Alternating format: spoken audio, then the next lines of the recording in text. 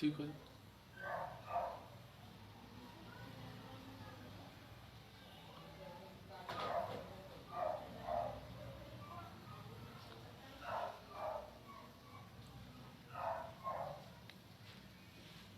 सभी काव्य प्रेमियों को मेरा हार्दिक नमस्कार।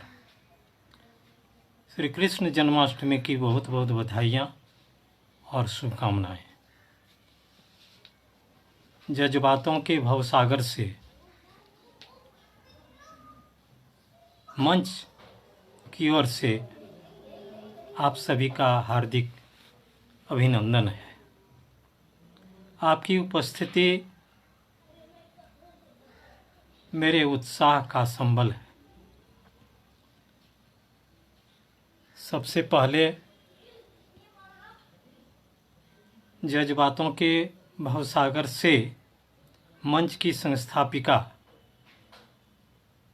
परमादरणीय स्मिता श्रीवास्तव जी को मैं हार्दिक बधाई और बहुत बहुत धन्यवाद कहना भूल नहीं सकता, जिन्होंने मुझे इस मंच जज्बातों के भवसागर से मंच से संचालित छंद कौशल कार्यक्रम के लिए आमंत्रित किया। बहुत बहुत आभार आपका। काव्य के प्रति और अन्य कलाओं के प्रति आपकी अभिरुचि और छुपे हुए कवियों कलाकारों को सामने उजागर करना आपकी ये मेहनत, आपकी उत्कृष्ट भावना बहुत सराहनीय है। बहुत बहुत धन्यवाद आपको। आइए आज समय नहीं गंवाते हुए सोरठा छंद के बारे में हम लोग चर्चा करेंगे।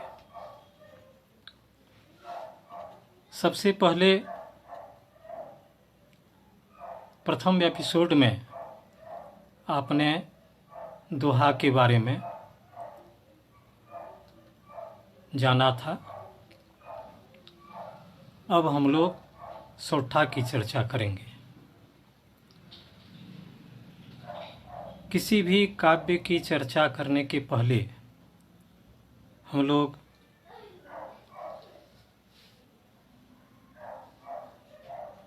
श्री गणेश जी और अपने गुरु की वंदना सोरठा के माध्यम से कर लेते हैं, जो महाकवि तुलसीदास जी ने किया था।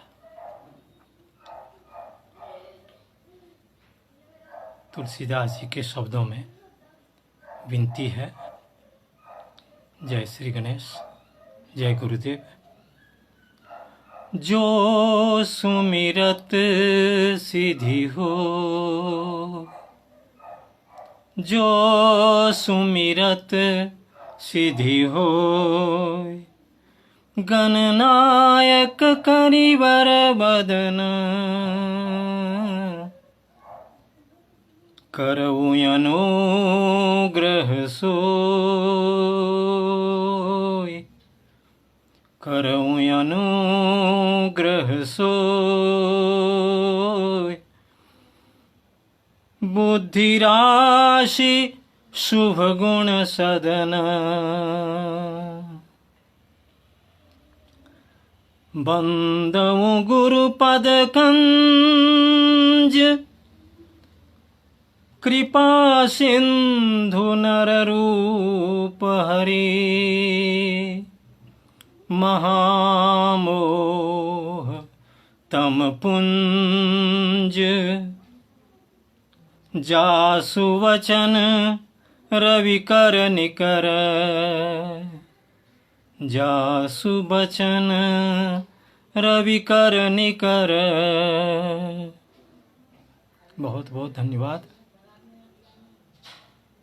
नमस्कार अमोद जी, स्मिता जी को बहुत बहुत धन्यवाद। सोरठा एक अर्धसम मात्रिक छंद है।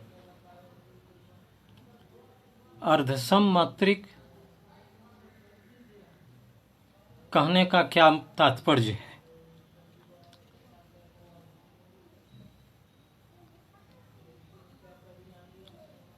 इसमें 4 चरण होते हैं, 2 पद यानी 2 पंक्तियां और 4 चरण। जिस छंद में चारों चरण में मात्राएं समान होती हैं उसको सममात्रिक छंद कहते हैं, और जिस छंद में आधे चरण, जैसे 4 चरण है तो 2-2 चरण समान मात्राओं के हों, उसे अर्ध सम मात्रिक छंद कहते हैं। जैसे तुलसीदास जी की रचना है, सुनि केवट के बैन प्रेम लपेटे अटपटे, बिह से करुणाएं जासु वचन रवि कर निकर। सुनि के वट के बैन 1 चरण हो गया, ये 11 मात्रा का। प्रेम लपेटे अटपटे ये 13 मात्रा का। बिह से करुणायन 11 मात्राओं का। चितई जानकी लखन तन 13 मात्राओं का। तो इस तरह देखते हैं ये 4 चरण जो हैं उनमें से प्रथम और तृतीय 11-11 मात्राओं का है, और द्वितीय और चतुर्थ 13-13 मात्राओं का है। तो 2 चरण समान हो गए, 2-2 चरण प्रथम और तृतीय, उसी प्रकार द्वितीय और चतुर्थ। इसलिए इसको अर्धसम मात्रिक कहते हैं। अगर चारों चरण में समान मात्राएं होती तो इसको सम मात्रिक छंद कहते हैं। तो अर्धसम मात्रिक छंद सोरठा है, और यह चूँकि दोहा के बारे में आप लोगों को जानकारी हो चुकी है कि उसमें 13 और 11 मात्राएं प्रत्येक पद में, परंतु सोरठा ठीक दोहा का उल्टा होता है। इसमें 11 और 13 मात्राएं, प्रथम चरण 11, द्वितीय चरण 13, फिर तृतीय चरण 11, चतुर्थ चरण 13, जबकि दोहा में 13-11, 13-11 होता है, यानी उसका ठीक उल्टा। अब हम लोग देखते हैं कि प्रत्येक पंक्ति, जिसको पद कहा जाता है, 2 पद इसमें होते हैं दोहा सोरठा में, और प्रत्येक पद में 24 मात्राएं होती हैं। 24 मात्राओं में 11 मात्रा, यानी प्रत्येक पद में 2 चरण होते हैं, एक 11 मात्रा का और एक 13 मात्रा का। उसी प्रकार तीसरा चौथा 11 मात्रा का और 13 मात्रा का, यानी एक पद में 2 चरण, दूसरे पद में भी 2 चरण। पद का मतलब पंक्ति, एक पंक्ति में 2 चरण, दूसरी पंक्ति में 2 चरण। 11 मात्रा 13 मात्रा, 11 मात्रा 13 मात्रा। अब स्पष्ट हो गया कि प्रथम चरण में 11 मात्रा, द्वितीय चरण में 13 मात्रा है, फिर तृतीय चरण में 11 मात्राएं, चतुर्थ चरण में 13 मात्राएं। इस प्रकार देखते हैं कि इसमें सम चरण कौन से हैं, प्रथम चरण और तृतीय चरण। यानी ये जो समान मात्रा वाले ये विषम चरण हुए, प्रथम और तृतीय, 1 और 3 विषम है इसलिए इसको विषम चरण कहते हैं, और 2 और 4 सम है इसलिए उसको सम चरण कहते हैं। तो विषम चरणों में यानी 1 और 3 में 11 मात्राएं और सम चरणों में 13 मात्राएं, 2 और 4 में। अब देखते हैं कि यह किस जाति का है। सोरठा अवतारी जाति का है। जिस छंद में 24 मात्राएं होती हैं उसे हम लोग अवतारी जाति का छंद कहते हैं। जैसे पद की चर्चा हो रही थी, बंद हुए सब द्वार, बंद हुए सब द्वार, कन्या तब रोने लगी, जागे पहरेदार, किया खबर तब कंस को। इसमें पहला पद दूसरा पद हो गया, प्रत्येक पद में 2 चरण, सोरठा छंद में 4 चरण, चरण 1, चरण 2, चरण 3, चरण 4। पहले तीसरे चरण को विषम चरण कहते हैं, इसमें 11-11 मात्राएं होती हैं। दूसरे और चौथे चरण को समचरण कहते हैं, उसमें 13-13 मात्राएं होती हैं। अब आगे बढ़ते हैं। समचरण कभी भी जगन से प्रारंभ नहीं होता। समचरण जब भी प्रारंभ होता है तो इसे छोड़ करके, जगन यानी लघु गुरु लघु, 1 2 1। जैसे उदाहरण में शब्द है समान, समान 1 2 1, इससे कभी भी शुरू नहीं होता है समचरण। और विषम चरण में, विषम चरण हो गए 1 और 3 यानी पहला और तीसरा चरण। उसके अंत में गुरु और लघु ये होना आवश्यक है। गुरु और लघु रहना चाहिए और दोनों समतुकांत रहना चाहिए, यानी प्रथम चरण और तृतीय चरण, विषम चरण जिसको कहते हैं, उसमें तुकांत दोनों का समान होना चाहिए। जैसे उदाहरण में देखते हैं, बंद हुए सब द्वार, कन्या तब रोने लगी। उसी प्रकार जागे पहरेदार, किया खबर तब कंस को। तो बंद हुए सब द्वार और जागे पहरेदार, द्वार पहरेदार, दोनों में तुकांत जो है, द्वार और दार, ये तुकांत दोनों मिलते हैं। आर जो तुकांत है दोनों का, दोनों में ये मिलता है। इसलिए प्रथम और तृतीय इन विषम चरणों में जो चरणांत होता है वो समतुकांत होता है, और साथ साथ गुरु और लघु होना आवश्यक है। तो ध्यान रहे कि द्वितीय चरण जो है और चतुर्थ चरण यानी सम चरण कभी भी जगन से शुरू नहीं होता, यानी 1 2 1 से शुरू नहीं होता। लघु गुरु और लघु वाले शब्द से जैसे समान है उससे शुरू नहीं होता है, उसमें तुकांत की कोई बात नहीं होती है। लेकिन प्रथम और तृतीय जो विषम चरण है उसमें तुकांत मिलना चाहिए, और अंत में जो चरणांत होता है वो 2 1 यानी गुरु और लघु होना आवश्यक है। दोनों समचरणों का अंत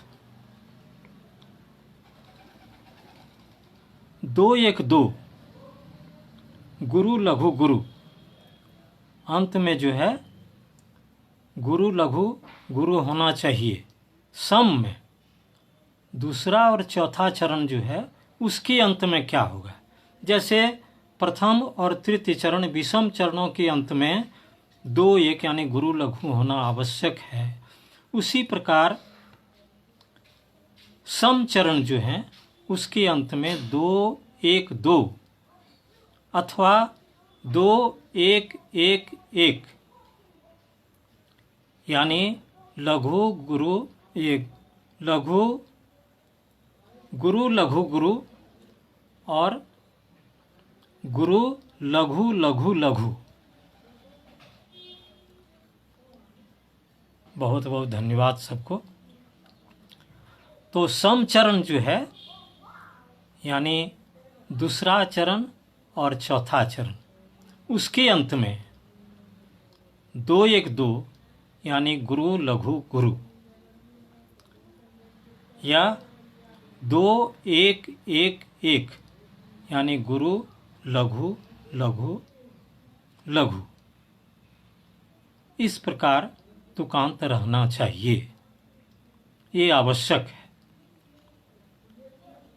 तो हम लोग देखते हैं इसमें,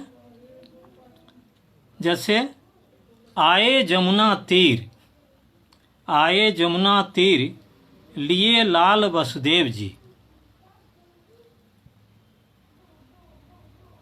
कंपित थकित शरीर, कंपित थकित शरीर, मन भय से डर पे अतीव।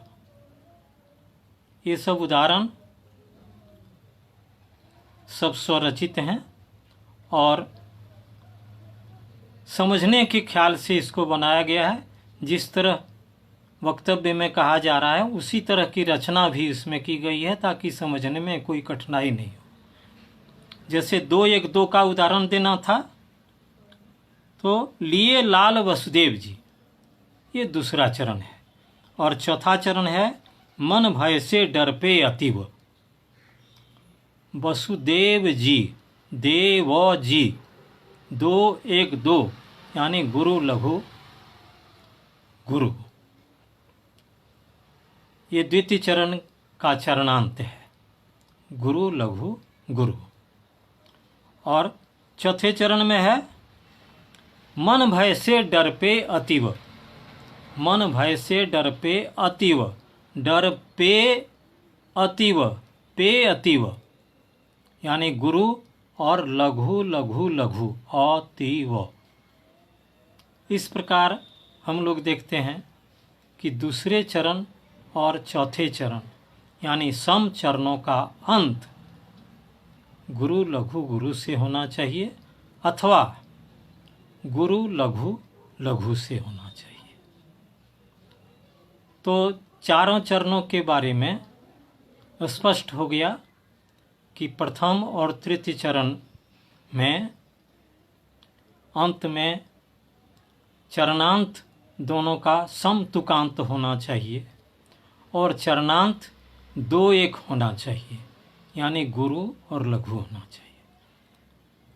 उसी प्रकार द्वितीय तथा चतुर्थ जो सम चरण है उसके अंत में 2-1-2 यानी गुरु लघु गुरु होना चाहिए अथवा गुरु लघु लघु होना चाहिए। अब हम लोग इसके विधान की चर्चा करेंगे। अभी चरणों की पहचान, उसकी रचना कैसे करें, किस तरह चरणांत हो, कौन कौन समतुकांत होगा, इसकी चर्चा हुई। अब हम लोग शब्द कैसे बैठाएंगे इसमें, किस तरह उसका विधान होगा, उसकी मापनी कैसे होगी ताकि विधान यानी रचना करते हुए उसके लय पर कोई प्रभाव नहीं पड़े। क्योंकि किसी भी छंद में, मैंने पहले भी बताया था कि किसी भी छंद में लय ही प्रधान होता है। अगर समुचे छंद में मापनी के अनुसार भी अगर लिखा गया है और लय अगर नहीं मिल रहा है तो इसका मतलब वह शुद्ध नहीं है। तो विधान के साथ साथ उसके लय की भी चर्चा की जाती है कि लय लयात्मक होना चाहिए। प्रत्येक छंद का अपना अपना लय होता है। तो इसमें देखते हैं कि क्या विधान है, प्रत्येक चरण में कितने वर्ण कितने अक्षर के शब्द सब बनाए जाते हैं, जोड़े जाते हैं, संयोजित किए जाते हैं।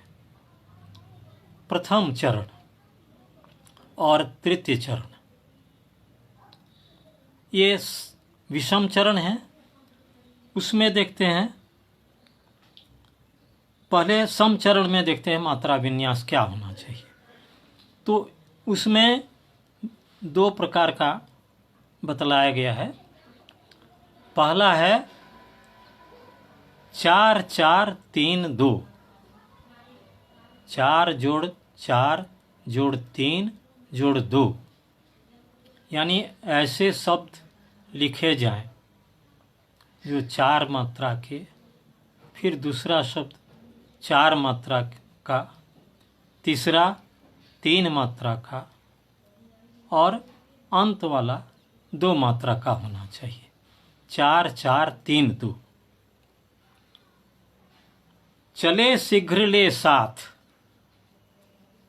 चले शीघ्र ले साथ, आए मथुरा लौट के, आए मथुरा लौट के। ये द्वितीय चरण, इसकी रचना की गई है। आए मथुरा लौट के, 4-4-3-2, आए 4, मथुरा 4, लौट 3 के 2, आए मथुरा लौट के, 4-4-3-2। ये विधान के अनुसार 4-4-3-2 हो गया। और इसके अलावे विधान में जो है उसमें जो पहले कहा गया है उस पर भी ध्यान रखना चाहिए। पहले कहा गया है कि अंत में जो सम चरण है उसके अंत में 2-1-2 या 2-1-1-1 रहना चाहिए। तो आए मथुरा लौट के, लौट के, ये हो गया 2-1-2, उसको भी बैठाना है। आए ये सगन से शुरू नहीं है, 1-2-1 से नहीं है, समान, तभी इसमें लय बन रहा है। इस पर ध्यान रख करके बनाया जाता है। आए मथुरा लौट के, 4-4-3-2। और दूसरे प्रकार से भी जो सम चरण है उसका और एक विधान है। 4-4-3-2 के अलावे 3-3-2-3-2, 3-3-2-3-2, 4-4-3-2 यानी 4-4-8-3-11 और 2, 13 मात्राएं होती हैं समचरण में, इसलिए 4-4-3-2 13 मात्राएं हो गई। उसी प्रकार इसमें जो समचरण होते हैं उसको अन्य प्रकार से भी हम लोग संयोजित कर सकते हैं, उसके शब्दों को अन्य प्रकार से भी बैठा सकते हैं। जैसे 3-3-2-3-2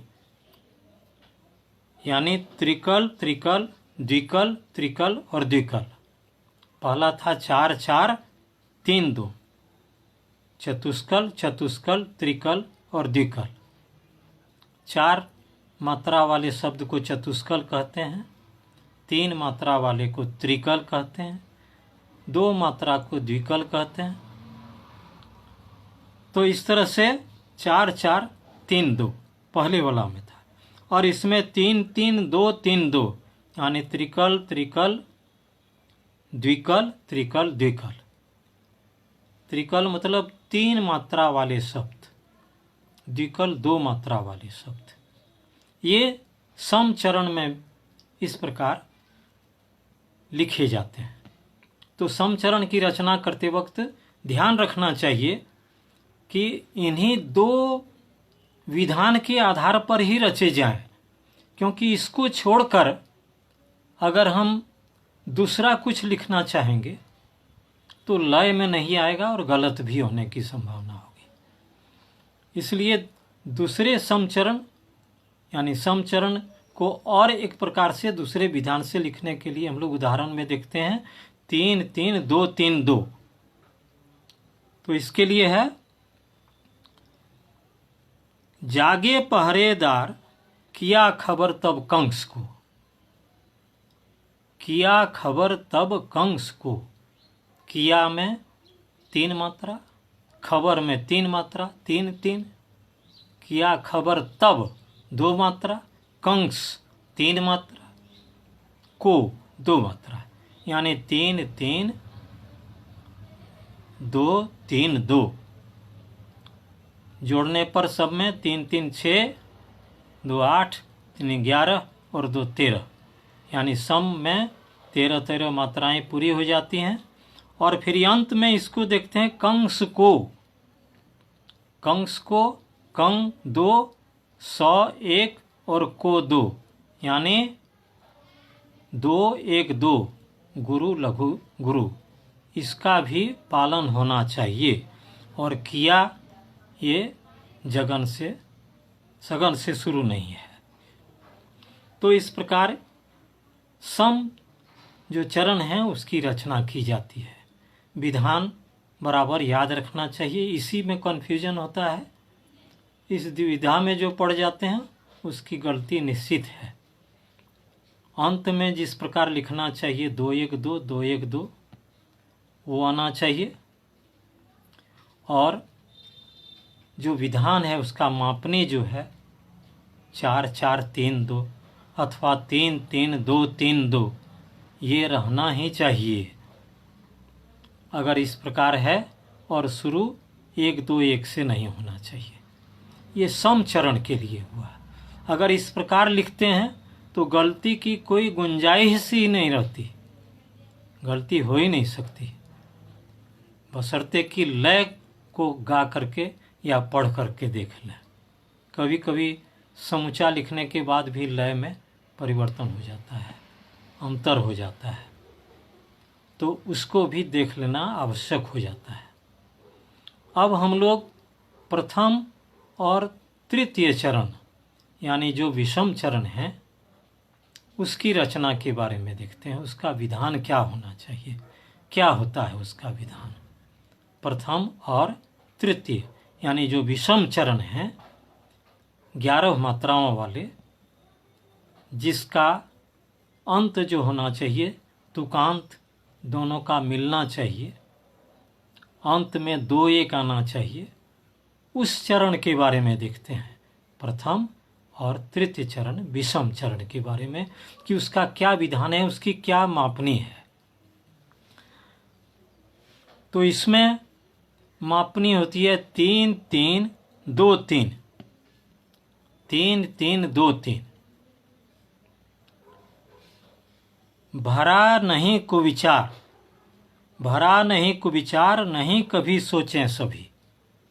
भरा नहीं कुविचार, भरा में 3 मात्रा, नहीं में 3 मात्रा, कुवि 2 मात्रा, 4 3 मात्रा, 4 अंतिम में 2 1 है, गुरु लघु है, तो ये भी मिल जाता है। 11 मात्राएं कुल हो गई, 4 4, यानी 3 3 6 2 8 और 3 11 मात्राएं। और मापनी हो गई 3 3 2 3, यानी 3 मात्रा का त्रिकल, त्रिकल, द्विकल और त्रिकल।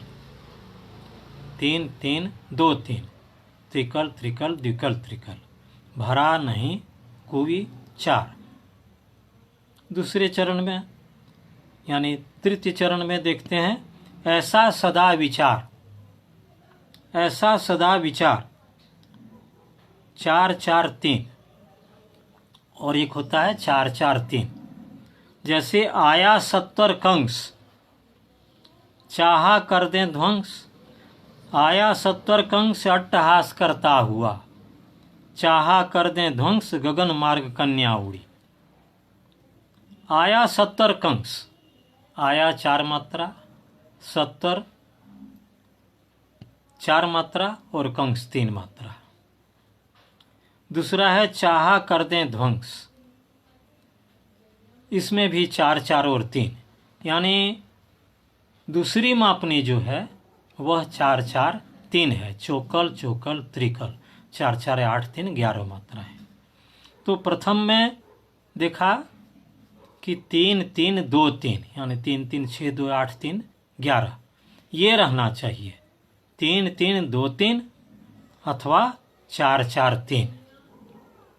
अगर इस प्रकार लिखा जाता है तो उसमें गलती की संभावना नहीं रहती है। और जो चरणांत होता है, जैसे कुविचार था और विचार था, तो चार चार ये चरणांत दोनों मिलते हैं। प्रमोद श्रीवास्तव जी, बहुत बहुत धन्यवाद आपका। स्मिता श्रीवास्तव जी, आपका आभारी हूँ। प्राची राज जी, बहुत बहुत धन्यवाद आपका। अनुपमा सहाय जी, बहुत बहुत धन्यवाद। भानु प्रकाश श्रीवास्तव जी, आभार आपका। तो इस प्रकार देखते हैं कि प्रथम चरण और तृतीय चरण, उसकी मापनी जो है वो 3 3 2 3 4 4 3 होता है। ऐसा सदा विचार। तो आगे फिर देखते हैं, अगर जगन अंत में हो, जब रचना की जाती है तो चौकल और त्रिकल और चौकल लेते हैं। जैसे ऐसा सदा विचार, एक और है चौकल त्रिकल चौकल, ऐसा सदा विचार। किस स्थिति में? जब अंत में, यानी प्रथम चरण और तृतीय चरण, विषम चरण के अंत में, जिसमें तुकांत हम लोग मिलाते हैं। तुकांत मिलाते वक्त जैसे कुविचार और विचार, इसमें तुकांत मिलाया गया कुविचार और विचार। तो विचार यानी लघु गुरु और लघु हुआ। अगर लघु गुरु लघु अंत में हो तो उसकी मापनी जो है बदल जाती है। उसमें चौकल त्रिकल और चौकल लिया जाता है, 4 3 7 और 4 11। इस प्रकार इसमें देखते हैं, इसमें 3 मापनी है। एक 3 3 2 3 त्रिकल त्रिकल द्विकल त्रिकल, 3 3 2 3 11 मात्राएं, अथवा 4 4 3 4 4 8 3 11 मात्राएं, अथवा 4 3 4 4 3 4 उसी स्थिति में लगेगा जब 4 3 4 उसी स्थिति में हम लोग शब्द संयोजित करते हैं इस मात्रा के अनुसार, जब अंत में जगन रहे, यानी 1 2 1 जैसे रचना हो, ऐसे शब्द रहे, तभी इसका यूज करते हैं। इसका व्यवहार तभी होता है।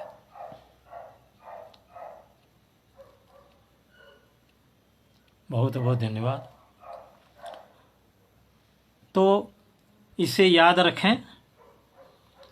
एक संक्षेप में जितनी जानकारी दी गई, उसके लिए 2 सोठा मैंने अलग से बना दिया है। अगर इसको याद रखें तो उसी में सारा फार्मूला आ जाता है। स्वरचित है और सोठा में ही बनाया गया है और सूत्र पर ही बनाया गया है, इसी मापनी पर ही बनाया गया है। नियम है, विधान है इसका, इसे सदा याद रखें। दोहे के विपरीत, दोहे के विपरीत विषम चरण सम तुक रहे। दोहे के विपरीत, दोहा में 13 11 है, तो इसमें 11 13 उसके विपरीत है। विषम चरण सम तुक रहे। विषम चरण पहला और तीसरा जो है वो समान तुक वाला रहना चाहिए। रचें छंद में गीत, सरल बड़ा सोरठ लिखें। ये सोठा में ही लिखा गया है। 24 मात्रिक मान, इसमें मात्रा कुल मिलाकर के 24 मात्रा। 11 13 हैं सदा, 11 और 13 पर यति होता है। विषम चरण 2 जाम, सम तुकांत 2 न रहें। दोनों सम तुकांत रहें और 2 विषम चरण होते हैं इसमें। अब सोठा के बारे में पूर्णतः जानकारी आप लोगों को मिल चुकी है। एक बार इसका रिवीजन कर लें, पुनरावृत्ति कर लें शुरू से, कि यह अर्ध सममात्रिक छंद है इसकी जाति अवतारी जाति की है। अवतारी जाति वैसे छंद को कहते हैं जिसमें 24 मात्राएं होती हैं एक पद में, यानी एक पंक्ति में। इसमें एक पंक्ति में दो दो चरण हैं, एक पंक्ति में 2 चरण, दूसरी पंक्ति में 2 चरण, 2 पद का है, यानी 2 पंक्ति का है। यानी सोठा 2 पंक्ति का 24 मात्रा का है, जिसमें 4 चरण हैं। ये दोहा का विपरीत होता है, विलोम होता है। इसमें प्रथम चरण 11 मात्रा का, द्वितीय चरण 13 मात्रा का, तृतीय चरण 11 मात्रा का, चतुर्थ चरण 13 मात्रा का। प्रथम चरण और तृतीय चरण इसे विषम चरण कहते हैं, और द्वितीय और चतुर्थ चरण को सम चरण कहते हैं। विषम चरण का अंत 2-1 यानी गुरु और लघु से होना चाहिए, और सम चरण का अंत 2-1-2 अथवा 2-1-1-1 से होना चाहिए, यानी गुरु लघु गुरु अथवा गुरु लघु लघु लघु, इस प्रकार होना चाहिए। सम चरण में शब्दों का संयोजन जो किया जाता है उसमें मापनी 4-4-3-2 होना चाहिए, अथवा 3-3-2-3-2 होना चाहिए। और विषम चरण की मापनी 3-3-2-3 अथवा 4-4-3 होना चाहिए।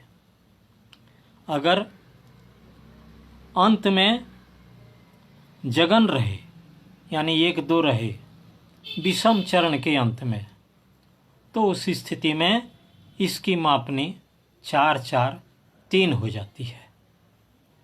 ये इसका विस्तृत संक्षिप्त रूप हुआ, और विस्तृत रूप आप सब सुन चुके हैं। अब आइए श्री कृष्ण जन्माष्टमी के अवसर पर हम लोग सोठा में कुछ उनकी महिमा का गुणगान कर लेते हैं। उनके जन्म के बारे में जो शास्त्र में, पुराण में लिखा गया है, उसके आधार पर सोठा में कुछ गान कर लेते हैं।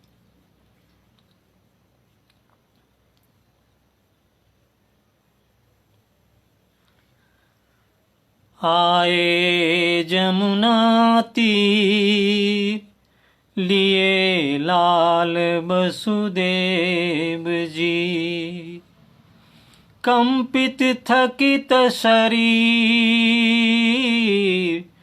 मन भय से आतुर अतीव, मन भय से आतुर अतीव। यमुना तेज प्रवाह 4-3-4, उतर गए ले लाल को 3-3-2-3-2, उतर गए ले लाल को, मुख से निकले या 4-4-3, मुख से निकले या जब उछाल लहरें करें, शांत हो गई धार, प्रभु ने चरण स्पर्श किया, आए जमुना पार, नंदगांव गोकुल चले, पहुँचे नंद सुधा, वहाँ यशोदा सो रही, कन्या सोई बाम, रखा लाल लेकर उसे। यशोदा एक तरफ लेटी थी, कन्या दूसरी तरफ, इसलिए प्रसूति को ये नियम में बतलाया जाता है कि दोनों पीठ करके नहीं सोना चाहिए बच्चे की।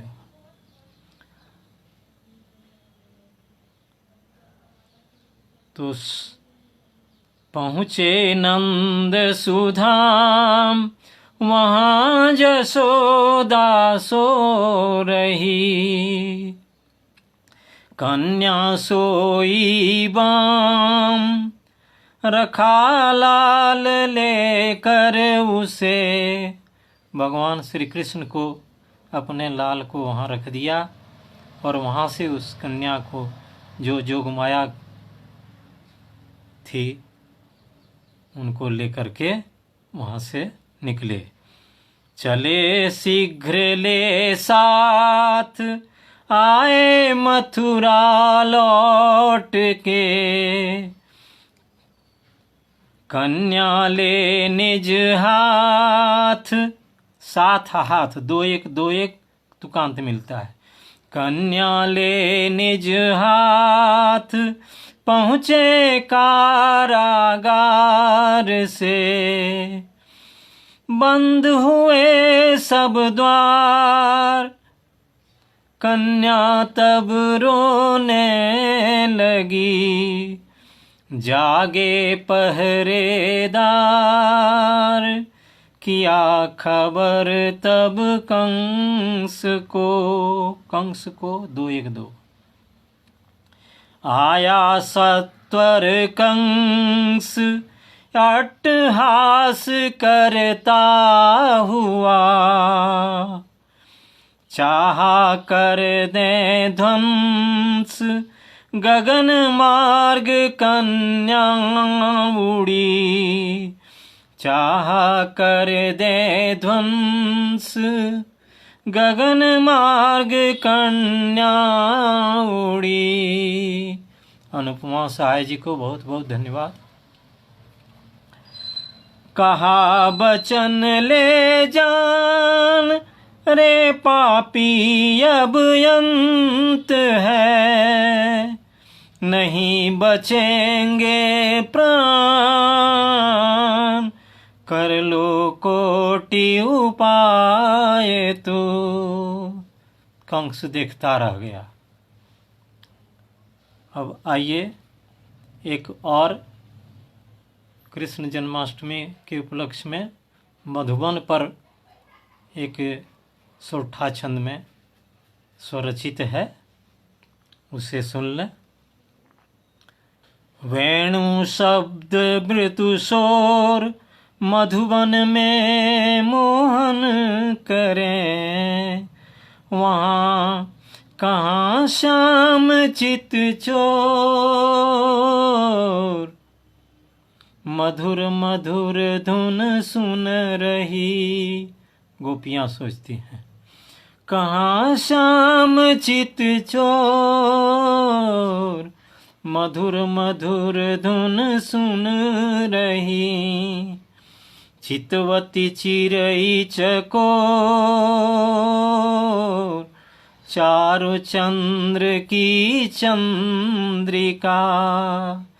नृत्य करत वन मोर, प्रेम लहर मन में उठे। वेणु शब्द मृदु शोर, यमुना तट मोहन करें। खोज रही सब ओर, शोर और 2-1-2-1 तुकांत समतुकांत। वेणु शब्द मृदु शोर, यमुना तट मोहन करें। खोज रही सब ओर, व्रजवनिता विधुवदन लखी। मोर पंख सिर मोर, चंद्रभाग षोडश उदित। भई सब भाव विभोर, स्वप्निल सुखद सुदर्श से। हिय में उठत हिलोर, रास रचे राधारमण। इंद्रनाथ मन मोर, इंद्रनाथ मन मोर प्रेम मगन हरि नृत्य से, प्रेम मगन हरि नृत्य से। बहुत बहुत आभार सबका, सबने ध्यानपूर्वक सुना। अगले एपिसोड में पुनः अगले बुधवार को प्रस्तुत होऊंगा नया छंद लेकर। रोला, रोला छंद जो और दूसरे छंदों में प्रयुक्त होता है। दोहा, सोठा, रोला, इससे बहुत से छंद बनते हैं, इसलिए सर्वप्रथम इसकी चर्चा की गई और की जाएगी। इससे आगे के छंदों को समझने में आसानी होगी। तो रोला, और अगर समय मिला तो छप्पे के माध्यम से उसका उदाहरण भी देख लेंगे। फिर कुंडलियाँ, कुंडलिनी, ये सब छंद की बारी आएगी, जो सोठा, रोला और दोहा, इन सब से उसकी रचना की जाती है। बहुत बहुत धन्यवाद, बहुत बहुत आभार सुनने के लिए। जय श्री कृष्ण। पुनः अगले एपिसोड में मिलेंगे। सबको सादर प्रणाम।